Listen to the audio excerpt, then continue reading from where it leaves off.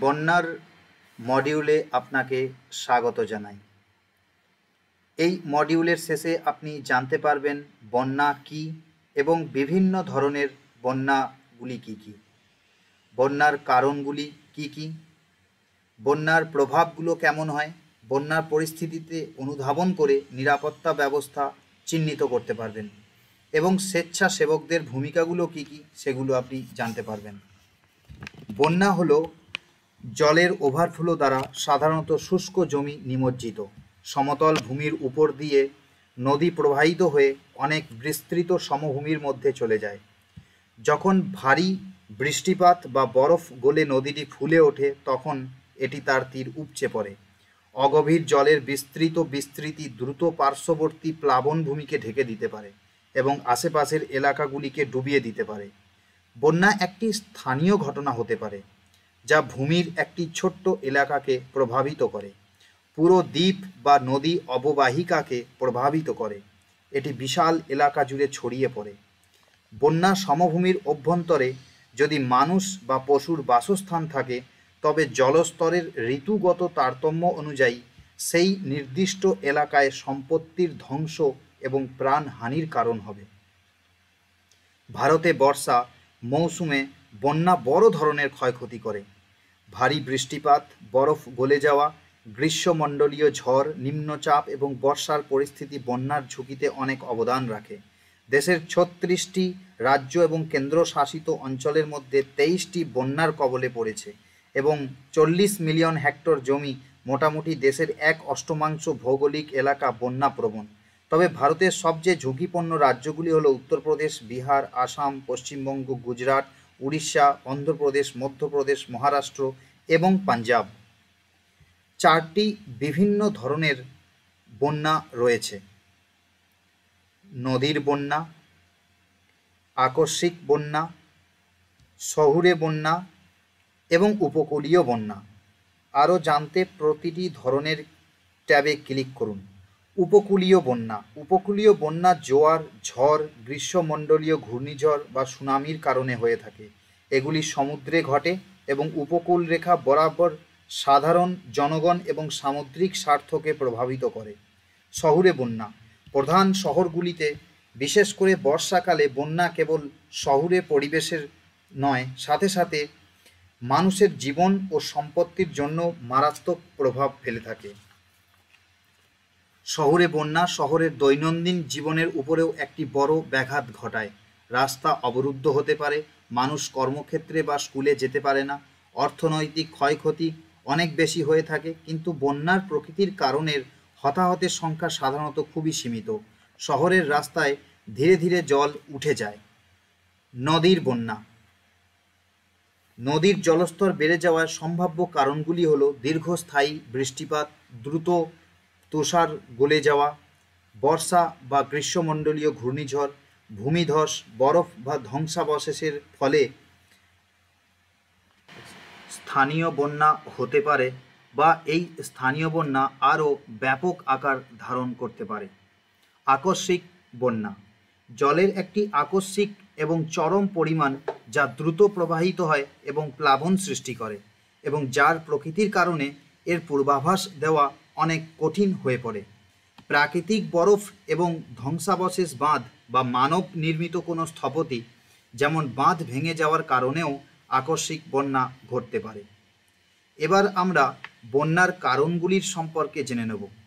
বন্যার কারণগুলি নিম্নরূপ: ভারী বৃষ্টিপাত, বাঁধের ভাঙন, ঘূর্ণিঝড় থেকে মুষলধারে বৃষ্টি, সুনামি, তীব্র ঝড়, নদী প্রবাহে বাধা এবং হিমবাহী হ্রদ বিস্ফোরণ।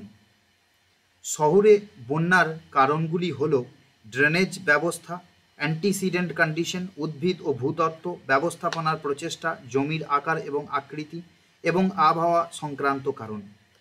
বন্যার মুখ্য প্রভাবের মধ্যে রয়েছে প্রাণহানি, ভবন এবং সেতু ধ্বংস, পয়ঃনিষ্কাশন ব্যবস্থা, পরিবহন ব্যবস্থা এবং খাল সহ অন্যান্য কাঠামোর ক্ষতি। গুরুতর অবকাঠামোগত ক্ষতির মধ্যে রয়েছে সিস্টেমিক ব্যর্থতার কারণে বিদ্যুৎ উৎপাদন এবং বিদ্যুৎ সঞ্চালনের ব্যাঘাত, সড়ক ও পরিবহন অবকাঠামোর ক্ষতি করে, ক্ষতিগ্রস্ত জনসংখ্যার জন্য জরুরি স্বাস্থ্য চিকিৎসা, জল এবং খাদ্য সরবরাহ কঠিন করে তোলে। বন্যায় কৃষিজমি তলিয়ে যায়, জমিকে চাষাবাদের অযোগ্য করে তোলে এবং ফসল রোপণ বা কাটার মতো পরিস্থিতিকে তীব্রভাবে বিঘ্ন ঘটায়।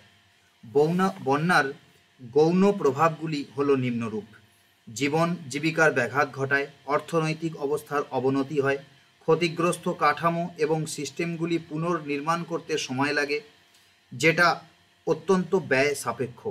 খাদ্য ঘাটতি হয়, যার কারণে মূল্য বৃদ্ধি ঘটে, পর্যটন সাময়িকভাবে হ্রাস পায়। আসুন এখন বন্যার সুরক্ষা টিপস দেখি, যা আপনি নিরাপদ থাকতে এবং বন্যা থেকে নিজেকে রক্ষা করতে ব্যবহার করতে পারেন। আরও জানতে প্রতিটি বন্যা পরিস্থিতিতে ক্লিক করুন।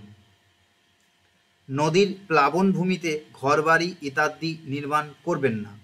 সম্প্রদায়ের জন্য আশ্রয় কেন্দ্র, এসকেপ রুট, নলকূপ এবং টয়লেটের মতো অন্যান্য অবকাঠামোগুলি ফ্ল্যাট লেভেলের উপর বানান, যাতে সেগুলিকে বন্যার পরিস্থিতির সময় অ্যাক্সেসযোগ্য এবং ব্যবহারযোগ্য করে তোলা যায়। মিটিংয়ের মাধ্যমে কমিউনিটিতে বন্যা সচেতনতা ছড়িয়ে দিন। গ্রামের চারপাশে প্রতিরক্ষামূলক দেয়াল নির্মাণের মতো প্রশমন ব্যবস্থা তৈরি করুন। ক্রমবর্ধমান জলের স্তর সম্পর্কে সতর্ক করার জন্য যথেষ্ট প্রাথমিক সতর্কীকরণ ব্যবস্থা কমিউনিটি পর্যায়েও গড়ে তুলুন। বন্যার সময় অন্যদের সাহায্য করার জন্য কমিউনিটি টিম তৈরি করুন। আপনার এলাকায় বন্যা শুরু হওয়ার আগে আপনার পরিবারের সাথে নিরাপদ এবং নিকটতম আশ্রয় বা কোনো আশপাশের উঁচু পাকা বাড়িতে পৌঁছান। আপনার এলাকা বন্যা প্রবণ হলে বিকল্প নির্মাণ সামগ্রী বিবেচনা করুন। মাটির দেয়াল বা অনুরূপকে এড়িয়ে চলুন। জরুরি অবস্থার জন্য নিম্নলিখিতগুলি হাতে রাখুন: বহনযোগ্য রেডিও, টর্চ, চার্জ করা মোবাইল ফোন এবং অতিরিক্ত ব্যাটারিগুলি সাথে রাখুন। বিশুদ্ধ জল, শুকনো খাবার, মোমবাতি, ম্যাচ বক্স ইত্যাদি পর্যাপ্ত পরিমাণে রাখুন। পোশাক বা মূল্যবান জিনিসপত্র রাখার জন্য জলরোধী বা পলিথিন ব্যাগ ব্যবহার করুন। জিনিস বাঁধার জন্য একটি ম্যানুয়াল এবং শক্তিশালী দড়ি সহ একটি প্রাথমিক চিকিৎসা কিট আপনার সঙ্গে রাখুন। এবার আমি বলবো বন্যার সময় কি কি করতে হবে। বন্যার সময় গরম করে পানীয় জল পান করুন। আপনার খাবারগুলোকে ঢেকে রাখুন। ভারী খাবার এড়িয়ে চলুন। শিশুদের কখনো খালি পেটে থাকতে দেবেন না। ডায়রিয়া হলে চা, ভাতের মার, কোমল নারকেল জল ইত্যাদি ব্যবহার করবেন। চারপাশ জীবাণু মুক্ত করতে ব্লিচিং পাউডার এবং চুন ব্যবহার করুন। ওআরএস এবং চিকিৎসার জন্য আপনার ডাক্তার বা প্যারামেডিকের সঙ্গে যোগাযোগ করুন। দরিদ্রদের ত্রাণ সামগ্রী বিতরণে কর্মকর্তা বা স্বেচ্ছাসেবকদের আপনি সাহায্য করুন। বন্যার পর কি কি করবেন সেই ব্যাপারগুলো একবার দেখে নেওয়া যাক। আহতদের সাহায্য করুন। আপনার প্রাথমিক চিকিৎসা কিট সঙ্গে রাখুন। কর্তৃপক্ষ স্বেচ্ছাসেবকদের সাহায্যের জন্য না ডাকলে নির্ধারিত দুর্যোগ এলাকা থেকে আপনি দূরে থাকুন। রেডিও শুনুন এবং উদ্ধার অভিযানের দায়িত্বে থাকা ব্যক্তিদের নির্দেশাবলী অনুসরণ করুন। আপনার বাড়িতে প্রবেশ করার আগে আপনি সাবধান হয়ে যান, কারণ দেয়াল, মেঝে, ভাঙা জানলা এবং অন্যান্য বিপজ্জনক ধ্বংসাবশেষ আপনাকে বিপদের পথে নিয়ে যেতে পারে। যদি পানীয় জল দূষিত হয়, বোতলজাত জল ব্যবহার করুন। দূষিত জল অন্তত 1 মিনিটের জন্য ফুটিয়ে নিন। 5000 ফুট বা 1000 মিটার উপরে উচ্চতায় 3 মিনিটের জন্য জল ফুটিয়ে নিন। জলের স্তর মেঝে থেকে উপরে থাকলে রাবারের বুট পরুন। অবশিষ্ট কাদা এবং মাটি সরিয়ে দিন। দূষিত আসবাবপত্র, ঘরোয়া যন্ত্রপাতি, জামাকাপড় এবং বিছানাপত্র পরিত্যাগ করুন। ভারী খাবার আপনি সর্বদা এড়িয়ে চলার চেষ্টা করুন। আপনার পরিবারের স্বাস্থ্য এবং নিরাপত্তার প্রয়োজন বিবেচনা করুন। বন্যার জলের সংস্পর্শে এলে ঘন ঘন সাবান এবং পরিষ্কার জল দিয়ে হাত ধুয়ে নিন। বন্যার জলের সংস্পর্শে আসা খাবারগুলোকে আপনি ফেলে দিন। সম্প্রদায়ের জল সরবরাহ পান করার জন্য নিরাপদ কিনা তা জানতে সংবাদ প্রতিবেদনগুলি শুনুন। হেল্পলাইন নম্বরগুলিতে বেসামরিক কর্তৃপক্ষের সাহায্যের জন্য জিজ্ঞাসা করুন। এই নম্বরগুলিতে পরিবারের প্রত্যেকের জানা উচিত এবং আপনার ফোনে সংরক্ষণ করা উচিত। বন্যার ক্ষেত্রে আমাদের কিছু জরুরি উপকরণ থাকা উচিত। একটি বহনযোগ্য রেডিও, টর্চ এবং অতিরিক্ত ব্যাটারি, বিশুদ্ধ জল, শুকনো খাবার, শুকনো ফল, চীনাবাদাম, গুড়, বিস্কুট, কেরোসিন তেল, মোমবাতি এবং ম্যাচবক্স, মজুদ পোশাক ও মূল্যবান জিনিসের জন্য জলরোধী বা পলিথিন ব্যাগ, একটি ছাতা এবং বাঁশের লাঠি সাপ থেকে রক্ষা করার জন্য, লবণ এবং চিনি, একটি প্রাথমিক চিকিৎসা কিট, জিনিসপত্র বাঁধার জন্য ম্যানুয়াল এবং শক্তিশালী একটি দড়ির দরকার। বন্যা সবসময় অপ্রত্যাশিত পরিস্থিতি নিয়ে আসে এবং জটিল সমস্যার সৃষ্টি করে। নিরাপদ স্থানান্তরের জন্য নৌকা বা এই ধরনের কিছু সবসময় উপলব্ধ নাও হতে পারে। স্থানীয়ভাবে উপলব্ধ উপাদান থেকে উন্নত ভেলা তৈরি করার উচিত। সুতরাং আমাদের ইম্প্রোভাইজড ভেলা তৈরি এবং ব্যবহার সম্পর্কে আপনার জ্ঞান থাকা অবশ্যই উচিত। আরও জানতে র্যাফটের প্রতিটি হটস্পটে ক্লিক করুন। আসুন এখন জেনে নিই মানুষের উদ্ধারের পদ্ধতি এবং কৌশল সম্পর্কে। একটি কাঠের ফ্রেমের খাট তারপলিনে মুড়িয়ে শক্তভাবে বাঁধা হয়। এটি বসা অবস্থানে দুই ব্যক্তিকে খুব সাধারণভাবে পরিবহন করতে পারে। বাঁশের ভেলা। বাঁশের ভেলা হলো সাধারণ বাঁশের খুঁটি একে অপরের সাথে বেঁধে তৈরি করা যায়। Barrel raft.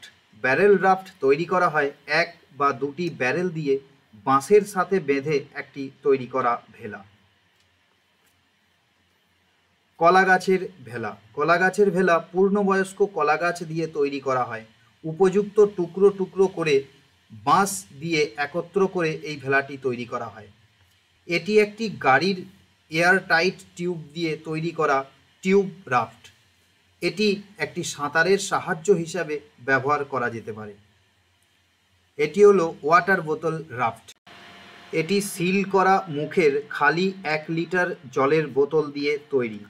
10 থেকে 12 বোতল একসাথে বেঁধে লাইফ জ্যাকেট তৈরি করা যায়।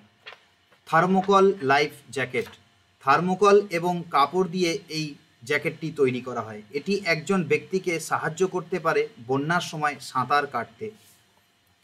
মানুষকে উদ্ধার করার জন্য কিছু সহজ কৌশল বা পদ্ধতি রয়েছে যা আপনি জানতে পারেন বা আপনার জানার উচিত। এই পদ্ধতিগুলি হলো ড্রাই রেস্কিউ মেথড এবং wet rescue method. Dry rescue মেথডগুলি হলো রিচ মেথড, থ্রো মেথড এবং ওয়েট মেথড। আরও জানতে প্রতিটি জীবন বাঁচানোর কৌশলে পয়েন্টার টেনে আনুন। Reach method. এটি উদ্ধারকারীর জন্য সবচেয়ে কার্যকর এবং নিরাপদ। যে কোনো জরুরি পরিস্থিতিতে এটি সর্বদা প্রথমে বিবেচনা করার উচিত। স্থায়িত্ব বাড়াতে মাটিতে বুকের সাথে শুয়ে পড়ুন এবং ডুবে যাওয়া ব্যক্তির কাছাকাছি যাওয়ার চেষ্টা করুন। আপনার নাগাল বাড়াতে আপনি দড়ি বা লাঠি ব্যবহার করতে পারেন।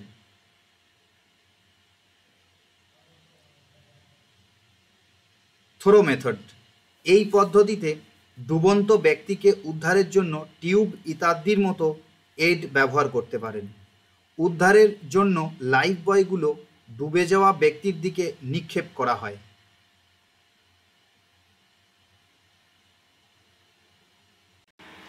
ওয়েড মেথড।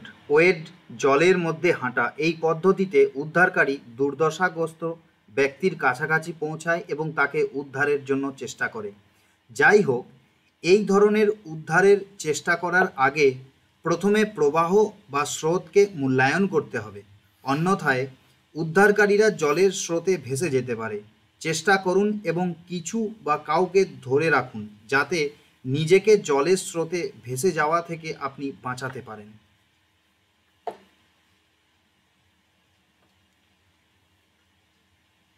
Wade rescue method.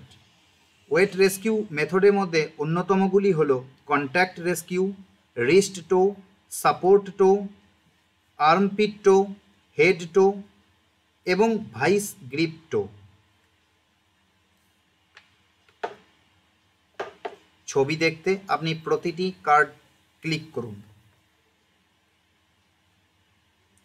সর্বদা মনে রাখবেন যে ডুবে যাওয়া ব্যক্তি উদ্ধারকারীকে আঁকড়ে ধরতে পারে এবং উভয়ই ডুবে যেতে পারে। তাই যদি নিম্নলিখিত পদ্ধতিগুলি দ্বারা উদ্ধার করার প্রশিক্ষণ আপনি না নিয়ে থাকেন তবে তাদের চেষ্টা কোনো মতেই করবেন না। এখন আসুন আমরা জেনে নিই স্বেচ্ছাসেবকের ভূমিকা সম্পর্কে। স্বেচ্ছাসেবকরা যে কোনো সংস্থার জন্য সম্প্রদায়ের কেন্দ্রবিন্দু হতে পারে। স্বেচ্ছাসেবকরা সরকারের উপদেষ্টার বার্তাবাহক হিসেবে কাজ করতে পারে এবং সতর্ক বার্তা প্রচার করতে পারে।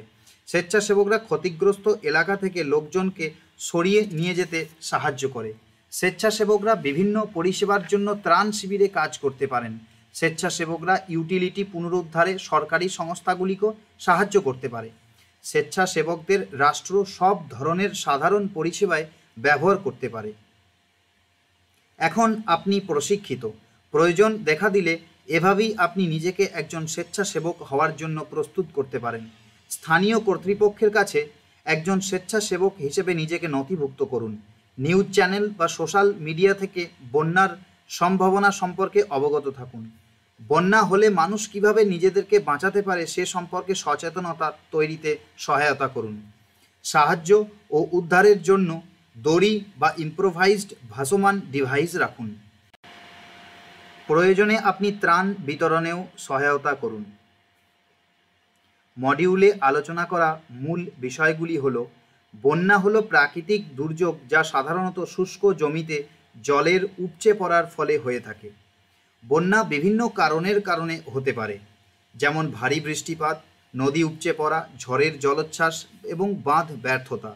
বন্যা ঝুঁকি বলতে একটি নির্দিষ্ট এলাকায় বন্যা হওয়ার সম্ভাবনা এবং সম্ভাব্য পরিণতিকে বোঝায়।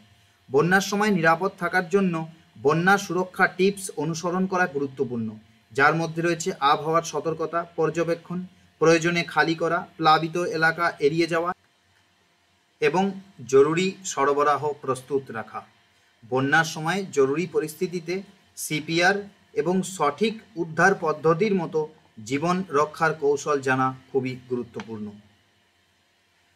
এখন আমরা বিষয় সম্পর্কে শেষ পর্যায়ে পৌঁছে গেছি এবং আপনারা কতটা বুঝেছেন সেটা পরীক্ষা করার সময় এসে গেছে। প্রদত্ত প্রশ্নের উত্তরগুলি দিন। এটি একটি মূল্যায়ন অনুশীলন। প্রতিটি প্রশ্ন সমান মানযুক্ত। পরীক্ষা পাস করার জন্য আপনাকে কমপক্ষে 60% স্কোর করতে হবে। প্রত্যেকটি প্রশ্নগুলি মনোযোগ সহকারে পড়ুন এবং উপযুক্ত বিকল্পগুলি নির্বাচন করুন।